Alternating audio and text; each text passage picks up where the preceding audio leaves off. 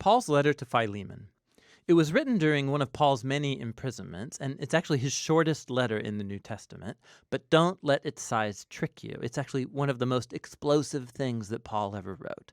Here's the backstory that we can piece together from details within the letter. Philemon was a well-to-do Roman citizen from Colossae who likely met Paul during his mission in Ephesus, and he became a follower of Jesus. Then later, when Paul's co-worker Epaphras started a Jesus community in Colossae, Philemon became a leader of a church that met in his house.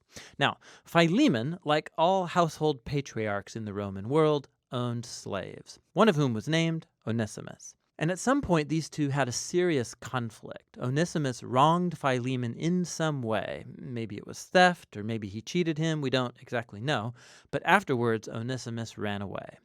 Eventually, Onesimus came to Paul in prison, likely to appeal for help. And in the process, he became a follower of Jesus and then a beloved assistant of Paul.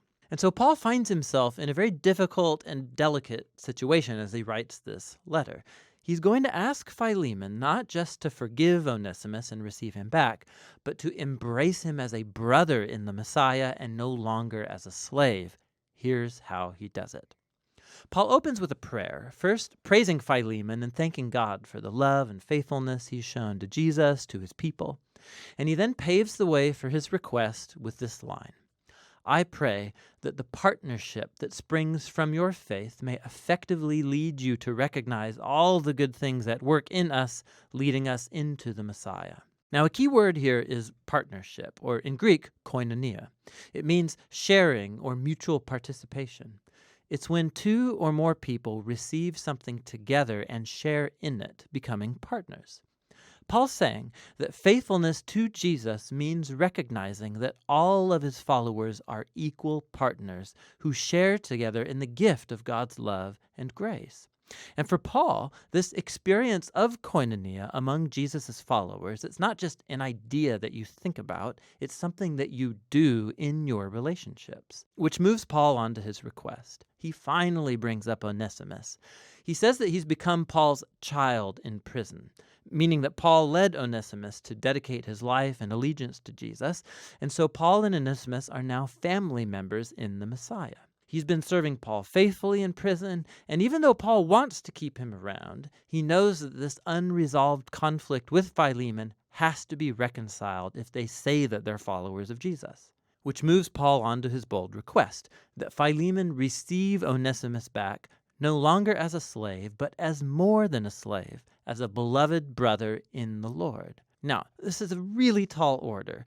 Under Roman law, Philemon had every legal right to have Onesimus punished or put in prison, and Paul's not only asking him to forgive Onesimus, but to welcome back his former slave,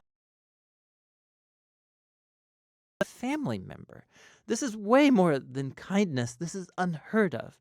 It's freeing a slave and then treating them like a family member. It upsets the status quo of the Roman social order. Why should Philemon do such a thing? And here Paul pulls a brilliant move. He recalls that key word from the opening prayer. He says, if you're truly a partner with me, it's that Greek word koinonia again, then welcome Onesimus as if he were me. And if he's wronged you or owes you anything, charge it to me and I will repay it. So in this request, we see the heart of Paul's gospel message being acted out. It's first of all about reconciliation. It's just like he told the Corinthians. In the Messiah, God was reconciling the world to himself, not counting people's sins against them. So in this situation, Paul is putting himself in the place of Jesus. He will absorb the consequences of Onesimus' wrongdoing. He will pay the cost so that he can be reconciled to Philemon. But Paul's message was about more than just a legal transaction. It's also about koinonia. Onesimus and Philemon and Paul are all equals before God. They all share the same need for forgiveness.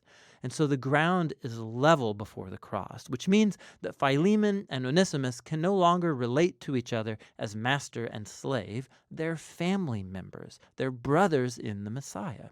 Or as Paul told Philemon and the whole church of Colossae, in God's new family, people are not Greek or Jewish or circumcised or uncircumcised or foreigners or uncivilized or slave or free.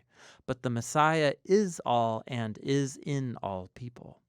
Paul closes the letter stating his confidence that Philemon will do even more than Paul's requested, and he asks him to prepare a guest room because he wants to visit as soon as he gets out of prison.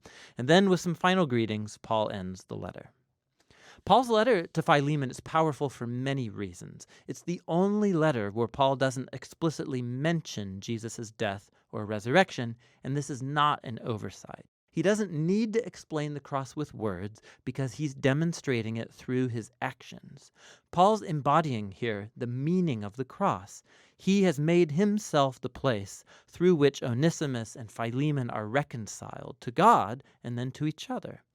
This letter also shows us that the implications of the good news about Jesus, they are extremely personal and never private. The fact that Philemon and Onesimus are now brothers in the Messiah, it makes their master-slave relationship totally irrelevant.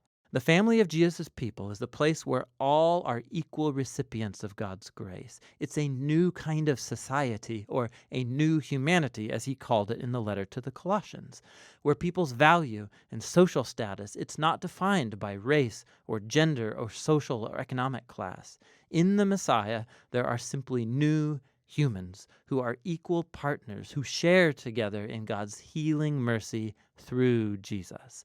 And that's what Paul's letter to Philemon is all about.